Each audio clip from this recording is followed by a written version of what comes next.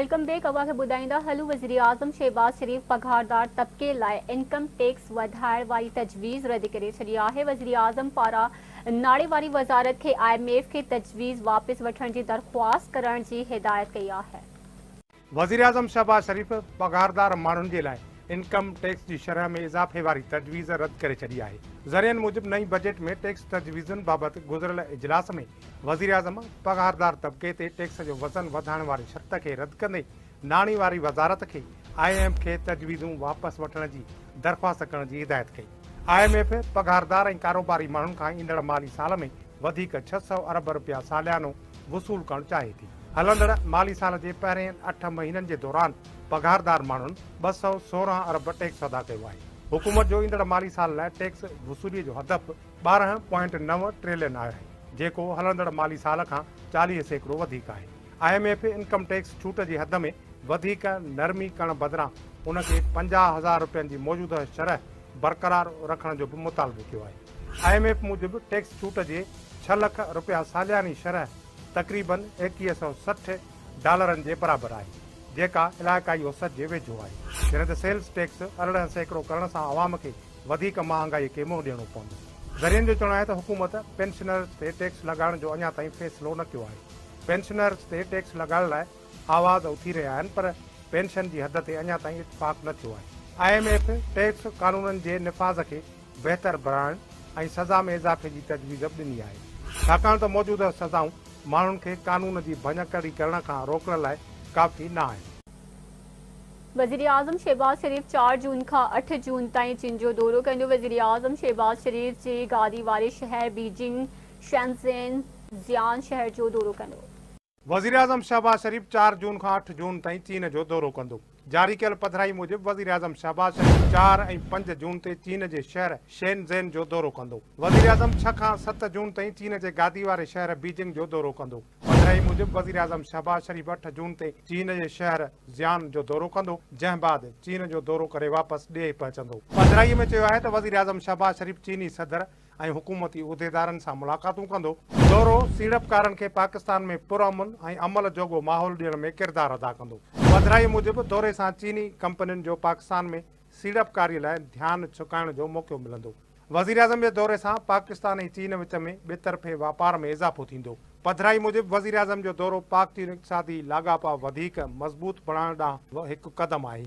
मज़बूत कारोबारी भाईवारियूं क़ाइमु करण सां ॿिन्ही मुल्कनि खे डिघे मुदे वारा फ़ाइदा थींदा। पधिराई मूजिबि वज़ीर आज़म शहबाज शरीफ़ चीन में वॾे पैमाने ते चीन सां कारोबारी भाईवारीअ जो ख़्वाहिशमंद आहे। ॿिए पासे अवां खे ॿुधाईंदा हलूं गवर्नर ख़ैबर पख्तूनख्वा फैसल करीम कुंटी चयो आहे त हू NRO खां सवाइ ॿिए कंहिं बि मसइले ते ॻाल्हियुनि लाइ तयारु आहे। KP जे गवर्नर फैसल करीम कुंटी लाहौर में मीडिया सां ॻाल्हाईंदे चयो त ॿुधायो त चीफ इलेक्शन कमिश्नर कंहिं लॻायो हो। चीफ इलेक्शन कमिश्नर जो तोहफ़ो PTI बानी ॾिनो हो। सीटूं हाराइण ते चीफ इलेक्शन कमिश्नर हुननि खे ख़राबु लॻो। KP जे गवर्नर चयो त शहीद भुट्टो पाकिस्तान तोड़े हा त फ़ौजी कैदी वापसि न आणे हा। आसिफ ज़रदारी सदर चूंडण ते बलोचिस्तान खां मुआफ़ी घुरी। आसिफ अली ज़रदारी वफ़ाक़ जी बुनियाद ते बलोचिस्तान खां मुआफ़ी घुरी। फैसल करीम कुंडी चयो त 9 मई वारा हुकूमत में ईंदा त इहो सवालिया निशान हूंदो। अदालतूं 9 मई में मुलविस माण्हुनि खे सज़ा ॾियनि त जीअं आईंदा को ईअं करण जो न सोचे। हुन चयो त वॾो वज़ीर अली अमीन गंडापुर अचे ऐं ॻाल्हियूं करे। NRO खां सवाइ कंहिं बि मसइले ते ॻाल्हियुनि लाइ तयारु आहियूं। सियासी जमायतुनि खे गॾिजी वेही मुल्क खे अॻिते खणी अचणु घुरिजे। संदसि चवणु हो त PP जी मर्कज़ी कमेटी वफ़ाक़ी काबीना जो हिसो न बणिजण जो फ़ैसिलो कयो आहे। मुस्तक़बिल में पीपुल्स पार्टी हुकूमत जो हिसो बणिजंदे नज़र न पई अचे। कमीशन क़ौमी एयरलाइन PIA ते लाॻू पाबंदी हटाइण खां इनकार करे छॾियो। ज़रियनि मूजिबि सिविल एविएशन पारां EU कमीशन जे ॾिसियल सही क़दमनि ते अमल न करण ते PIA तां पाबंदी हटाइण खां इनकार कयो वियो। 31 मई ते यूरोपी यूनियन कमीशन जे इजलास में पेश कयल रिपोर्ट में पाकिस्तान खे सिविल एविएशन में पेशवराणी क़ाबिलियत रखंदड़ ऑफिसरनि जी मुक़ररी जो मशवरो ॾिनो वियो। रिपोर्ट मूजिबि सिविल एविएशन जी रेगुलेटरी डिपार्टमेंट जे गैर संजीदा रवैये सबबि 4 सालनि खां पाबंदी लागू आहे। ज़रियनि जो चवणु आहे त यूरोपी मुल्कनि में उॾामूं बहाल न थियण सबबि PIA जी निजकारी ते बि नाकारी असर पइजी सघनि था। बेपासे खानगी एयरलाइन जी उड़ान जी कराची एयरपोर्ट ते हंगामी लैंडिंग कराई वई। कराची खां इस्लामाबाद वेंदड़ निजी एयरलाइन जे जहाज़ में उड़ान भरण जे 25 मिंटनि खां पोइ फनी ख़राबी थी वई, जेका पोइ pilot Karachi air traffic control खां हंगामी लैंडिंग जी इजाज़त घुरी। कंट्रोल रूम पारां इजाज़त मिलण ते पायलट जहाज़ खे नवाबशाह खां वापसि कराची ॾांहुं मोड़ियो ऐं कराची एयरपोर्ट ते हंगामी लैंडिंग कराई। खानगी एयरलाइन जी उड़ान कराची खां इस्लामाबाद वञी रही हुई, जंहिंमें सिंध जो गवर्नर कामरान टैफोरी ऐं संदसि घर भातियुनि समेत 150 खां वधीक मुसाफ़िर सवार हुआ। बेपासे इस्लामाबाद हाई कोर्ट जस्टिस बाबर सत्तार जी फैमिली डेटा लीक करण ऐं सोशल मीडिया मुहिम ख़िलाफ़ तौहीन अदालत केस 3 जून ते ॿुधण लाइ मुक़ररु करे छॾियो। इस्लामाबाद हाई कोर्ट जे जस्टिस मोहसिन अख्तर कयानी जी सरबराही में लार्जर बेंच सुभाणे ॿुधणी कंदी। जस्टिस तारिक महमूद जहांगीरी ऐं जस्टिस सरदार एजाज़ इसहाक खान बि बेंच में शामिल आहिनि। रजिस्ट्रार ऑफिस पहिरियां 6 जून ऐं हाणे 3 जून यानी सुभाणे लाइ केस मुक़ररु करे छॾियो। वाज़े रहे त 23 मई ते लार्जर बेंच जे अदम दस्तियाबी सबबि ॿुधणी नथी थी सघे। अदालत FIA, PTI ऐं IB खां रिपोर्ट्स तलब करे वरितियूं। बेपासे अवा खे ॿुधाईंदा हलूं, हैदराबाद गैस सिलेंडर धमाके में वधीक हिकु ॼणो फोत थी वियो, जंहिं बाद फोतुनि जो अंग 10 थी वियो। सिंध सरकार पारां हर फोती जे वारसनि खे 10 लख ऐं ज़ख़्मी खे 5 लख रुपया ॾियण जो ऐलान कयो आहे। हैदराबाद में गैस सिलेंडर धमाके में वधीक हिकु ॼणो फोत थी वियो, जंहिं बाद फोतुनि जो अंग 10 थी वियो, जॾहिं त फोतीअ जी जनाज़े नमाज़ अदा कई वई। प्रेटाबाद गैस सिलेंडर धमाके में ज़ख़्मी थियल वधीक हिकु ॼणो मोहम्मद फैज़ान कराची जी अस्पताल में ज़ख़्मनि जा सूरनि सां दम ॾिनो। फोती मोहम्मद फैज़ान जी जनाज़े नमाज़ प्रेटाबाद में फैज़ान मदीना मस्जिद में अदा कई वई। जनाज़े नमाज़ में MNA वसीम हुसैन, MPA नासिर हुसैन समेत वॾे अंग में शहरियुनि शिरकत कई। गैस सिलेंडर धमाके में फोत थियलनि जो अंग 10 थी वियो आहे। ॿिए तरफ़ सिंध हुकूमत हैदराबाद सिलेंडर वाक़े जे मुतासिरनि लाइ इमदाद जो ऐलान कयो आहे। फोतियुनि जे वारसनि खे 10 लख रुपया ॾिना वेंदा, जॾहिं त फ़ी ज़ख़्मीअ खे 5 लख रुपया इमदाद ॾिनी वेंदी। आबपाशी वारे वज़ीर जाम खान शोरे वॾे वज़ीर सैयद मुराद अली शाह सां मुलाक़ात कई। मुलाक़ात में सिलेंडर वाक़े जे अफ़सोस जो इज़हार कयो वियो ऐं फोतियुनि लाइ दुआ कई वई। जाम खान शोरे चयो त वॾे वज़ीर वाक़े ते कावड़ जो इज़हार कयो आहे। ॾुख जी हिन घड़ीअ में असां फोतियुनि ऐं ज़ख़्मियुनि जे घर भातियुनि सां गॾु आहियूं। हुकूमत ज़राअत खाते खे ज़रई यूनिवर्सिटी टंडोजाम जे शागिर्दनि खे बिना ब्याज जे कर्ज़ ॾियण लाइ मैकेनिज़म ठाहिण जी हिदायत करे छॾी आहे। ज़राअत वारे वज़ीर सरदार मोहम्मद बख्श महर जी सदारत हेठि ज़राअत खाते जी ज़रई तहक़ीक़ विंग जो आला सतही इजलास थियो। इजलास में DG research Noor Mohammad Baloch, vice chancellor ज़रई यूनिवर्सिटी टंडोजाम डॉक्टर फतेह मोहम्मद मरी, अकबर अली ज़रदारी ऐं रिसर्च समेत ॿियनि ऑफिसरनि शिरकत कई। इजलास में DG नूर मोहम्मद बलोच रिसर्च विंग ऐं फसलुनि जी वैरायटी बाबति ब्रीफिंग ॾिनी। ज़राअत वारे वज़ीर चयो त ज़रई यूनिवर्सिटी जे शागिर्दनि खे बिना ब्याज जे कर्ज़ ॾियण लाइ ज़राअत खाते जी तहक़ीक़ विंग मैकेनिज़म ठाहे। ग्रांट लाइ वॾे वज़ीर सां बि ॻाल्हाईंदुसि त जीअं नौजवान पंहिंजो ज़रई कारोबार शुरू करे सघनि। ज़राअत वारे वज़ीर DG खे हिदायत कई त कणिक, चांवर ऐं कमनि जे फसल जूं नयूं वैरायटियूं मुतारिफ़ कराए सूबे जे आबादगारनि खे मुफ़्त ॾिनियूं वञनि। मोहम्मद बख्श महर चयो त मौसमियाती तब्दीली हिकु वॾो मसइलो बणिजी चुकी आहे, जंहिंजो सभ खां वॾो असरु ज़राअत ते पइजी रहियो आहे। असांखे कैपेसिटी बिल्डिंग ते कमु करणु ऐं ज़राअत जे ऑफिसरनि खे वधीक ट्रेनिंग कराइण जी ज़रूरत आहे। हुन हिदायत कई त अंबनि, खजनि, कपह जी पैदावार ऐं मयार खे वधीक बहितर बणायो वञे। संदसि चवणु हो त सिंध हुकूमत हारी कार्ड ते कमु शुरू करे छॾियो आहे। ॿिए पासे अवा खे ॿुधाईंदा हलूं, रते देरे में 2 धुरियुनि में झेड़े जो घरू वज़ीर ज़ियाउल हसन लंचार नोटिस विझी छॾियो। घरू वज़ीर रतो देरो में झेड़े बाबति SSP लाड़काणे खां तफ़सील तलब करे वरिता। घरू वज़ीर हिदायत कई आहे त पुलिस कानून जी रिट खे यकीनी बणाए शहरनि जी जान ऐं माल जी सलामती जहिड़नि क़दमनि में का कसर न छॾी वञे। हुन चयो त पुलिस कानून मुताबिक़ मामले जी जांच करे। ॿिए पासे रते देरे में जलबाणी ऐं वेसर बिरादरी जे 2 धुरियुनि में थियल झेड़े जो केस दाख़िल कयो वियो। सब इंस्पेक्टर मोहम्मद सिद्दीक बिरोही जी फरियाद ते 2 धुरियुनि जे 33 ॼणनि ते केस दाख़िल कयो वियो आहे। 2 धुरियुनि में चिकताणबाद शहर में रेंजर्स गश्त शुरू करे छॾियो। वाज़े रहे त रेशम गली में वेसर जलबाड़ी तकरार तां हथियारबंदनि हिक ॿिए ते फायरिंग कई हुई। बेबासे सिंध के मुख्तलिफ़ शहरन में शहीद सहाफ़ी नसरुल्ला गडारी के कातलन की गिरफ्तारी लाइ एहतजाजी मुज़ाहिरा करे धरड़ा हया विया आहिनि। हैदराबाद में सहाफ़ी नसरुल्ला गडारी के कातलन की गिरफ्तारी लाइ सिंध सहाफ़ी इतिहाद पारा नेमत खोड़ो की अगवाड़ी में ओल्ड कैंपस का प्रेस क्लब ताईं एहतजाजी रैली कढ़ी वई। मीरपुर खास में शहीद सहाफ़ी नसरुल्ला गडारी के कत्ल खिलाफ सिंध यूनाइटेड पार्टी पारा लाला अजहर, जुमेर लगारी, मोहम्मद खान मरी, अली मुराद शर, फाजिल सिंधी ऐं ॿियनि जी अगवाड़ी में एहतजाजी मुज़ाहिरो कयो वियो। ठट्टे में सिंध सहाफ़ी इतिहाद जे सॾ ते सहाफ़िन मुख़्तलिफ़ सियासी मज़हबी ऐं समाजी तंज़ीमुनि पारां सिंध जे बेबाक सहाफ़ी शहीद नसरुल्ला गडारी, शहीद जाद मोहम्मद महर जे क़त्ल में मुलविस जवाबदारनि जी गिरफ़्तारी ऐं मासूम नियाणी प्रिया कुमारी जी बाज़ियाबी लाइ प्रेस क्लब अॻियां मुज़ाहिरो कयो वियो। हाल में सिंध यूनाइटेड पार्टी जे तरफ़ां शहीद सहाफ़ी नसरुल्ला गडारी जे कातलनि जी गिरफ़्तारी लाइ बहार सहतो, मिसरी खोखर, सरमद मेमण, ज़फ़र कुंभर ऐं ॿियनि जी अगवाड़ी में प्रेस क्लब वारो एहतजाजी मुज़ाहिरो कयो वियो। भिरछा में सिंध सहाफ़ी इतिहाद जे सॾ ते शहीद सहाफ़ी नसरुल्ला गडारी, शहीद जाद मोहम्मद महर जे कातलनि जी गिरफ़्तारी ऐं मासूम प्रिया कुमारी जी आज़ादीअ लाइ सहाफ़िन पारां इख्तियार अली मीरजत, अब्दुल गफूर मेमण, अली रज़ा मीरजत, सज्जाद मेमण, शाहिद खासखली, गुलाम कादिर बुरड़ो ऐं ॿियनि जी अगवाड़ी में एहतजाजी मुज़ाहिरो कयो वियो।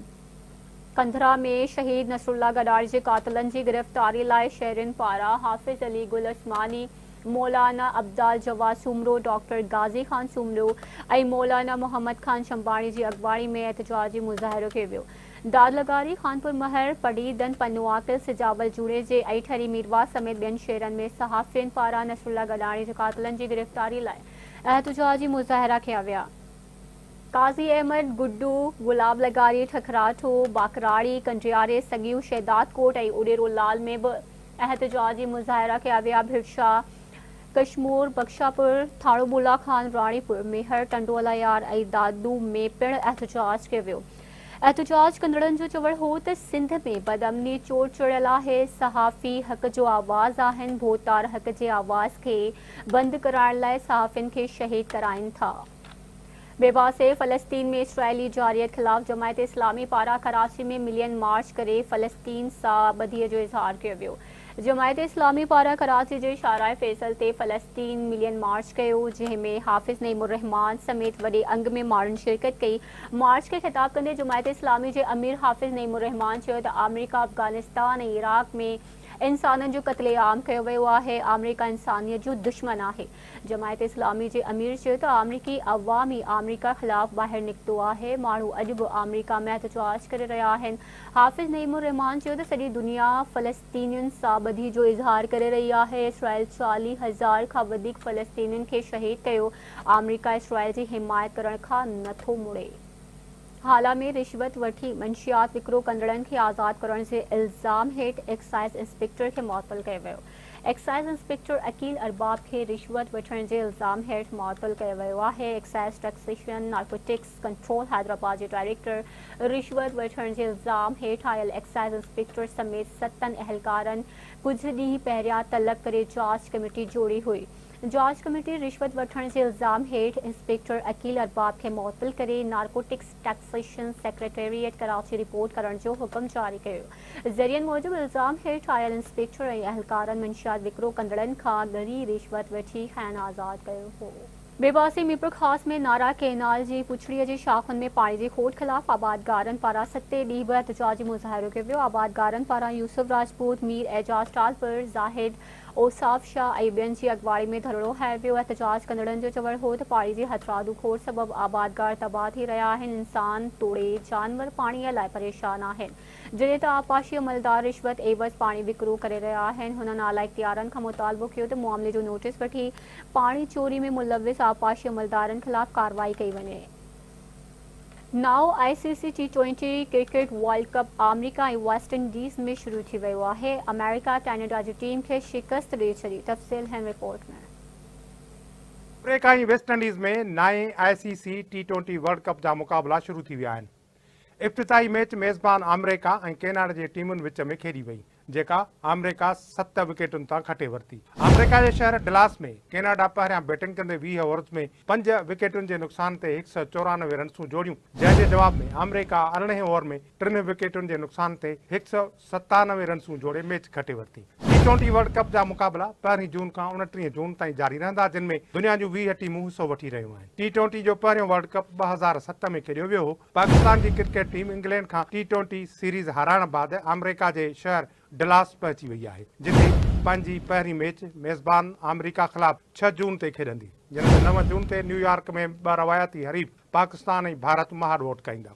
20 टीमुनि खे पहिरें मरहले में 5-5 टीमुनि जे चइनि ग्रुपनि में रखियो वियो आहे, जॾहिं त हर टीम 4-4 मैचूं खेॾंदी। हर ग्रुप मां 2 टीमूं सुपर 8 में पहुचंदियूं। सुपर 8 में पहुचंदड़ 8 टीमुनि खे 2 ग्रुपनि में विरहायो वेंदो, जिते हर टीम 3-3 मैचूं खेॾंदी ऐं हर ग्रुप मां 2-2 टीमूं सेमीफाइनल में पहुचंदियूं, जंहिं बाद 2 टीमूं 29 जून ते बारबाडोस में फाइनल खेॾंदियूं। ग्रुप ए में पाकिस्तान, भारत, आयरलैंड, कैनेडा ऐं अमेरिका। ग्रुप बी में इंग्लैंड, ऑस्ट्रेलिया, नमीबिया, स्कॉटलैंड ऐं ओमान। ग्रुप सी में New Zealand, West Indies, Afghanistan, Uganda, Papua New Guinea, जॾहिं त ग्रुप डी में ॾखण अफ्रीका, श्रीलंका, बांग्लादेश, नीदरलैंड ऐं नेपाल शामिल आहिनि। विवाद अवा खे ॿुधाईंदा हलूं। टंडे ॾियाम में सहाफ़ी ते केस दाख़िल थियण ख़िलाफ़ एहतजाजी मुज़ाहिरो करे धरड़ो हयो वियो। सहाफ़ी एजाज़ मक्सी ते केस दाख़िल थियण ते प्रेस क्लब अॻियां हैदराबाद में प्रखास रोड ते एहतजाजी मुज़ाहिरो करे धरड़ो हयो वियो। ॿिए पासे क़ौमी क्रिकेट टीम जे कप्तान बाबर आज़म चयो आहे त पाकिस्तान लाइ ICC ट्रॉफी आणणु हिकु ख़्वाबु आहे, जेको अञा पूरो थियणो आहे। इंशाअल्लाह T20 वर्ल्ड कप खटे क़ौम खे ख़ुशियूं ॾींदासीं। पाकिस्तान क्रिकेट बोर्ड पॉडकास्ट में ॻाल्हाईंदे पाकिस्तान क्रिकेट टीम जे कप्तान बाबर आज़म चयो त हू T20 वर्ल्ड कप खेॾण लाइ तमामु घणो ख़ुशि ऐं पुरजोश आहे, छो त तव्हां जॾहिं बि ICC इवेंट खेॾणु वेंदा आहियो त ख़ुशी मुख़्तलिफ़ हूंदी आहे। वर्ल्ड कप में टीम जी नुमाइंदगी करणु कंहिं बि रांदीगर जो मक़सदु हूंदो आहे। बाबर आज़म चयो त उमेद आहे त ट्रॉफी खटींदासीं, पर उन लाइ मुख़ालिफ़ धुर जी सभिनी टीमुनि ख़िलाफ़ सुठी क्रिकेट खेॾणी पवंदी। हुन चयो त गुज़िरियल 2 T20 वर्ल्ड कप में असांजी कारकर्दगी तमामु सुठी हुई, पर बदकिस्मती सां इहे इवेंट सुठे नमूने ख़तमु न करे सघिया हुआसीं ऐं असांजे ज़हन में इहा ॻाल्हि आहे त असां गुज़िरियल भेरे सेमीफाइनल ऐं फाइनल में कीअं खेॾिया हुआसीं। हिन भेरे ग़लतियूं ॿीहर न थींदियूं। ॿिए पासे सऊदी सफ़ीर नवाफ बिन सईद अहमदुल मालिकी चयो आहे त T20 वर्ल्ड कप खटण ते पाकिस्तान क्रिकेट टीम ईंदड़ साल हज ते शाही महिमान हूंदी। पाकिस्तान में सऊदी अरब जे सफ़ीर नवाफ बिन सईदुल मालिकी पाकिस्तान क्रिकेट टीम लाइ ख़ासि वीडियो पैगाम जारी कंदे ICC T20 वर्ल्ड कप 2024 लाइ पाकिस्तान क्रिकेट टीम लाइ नेक ख़्वाहिशुनि जो इज़हार कयो। सऊदी सफ़ीर जो चवणु हो त पाकिस्तानी क्रिकेट टीम जी पंहिंजे भाइरनि लाइ संदसि पैगाम आहे त इंशाअल्लाह इहा टूर्नामेंट खटींदा। पाकिस्तानी अवाम वर्ल्ड कप में टीम जी कामयाबी जो यकीनन जश्न मल्हाईंदी। नवाब बिन सईद अहमदुल मालिकी चयो आहे त पाकिस्तान जी ख़ुशहाली ऐं तरक़ी लाइ बि हू दुआ गो आहे। ICC T20 वर्ल्ड कप 2024 खटण ते पाकिस्तानी टीम ईंदड़ साल हज ते शाही महिमान हूंदी। वाज़े रहे त पाकिस्तानी टीम इंग्लैंड खां हारण खां पोइ लंडन खां अमरीकी शहर डलास पहुची वई आहे।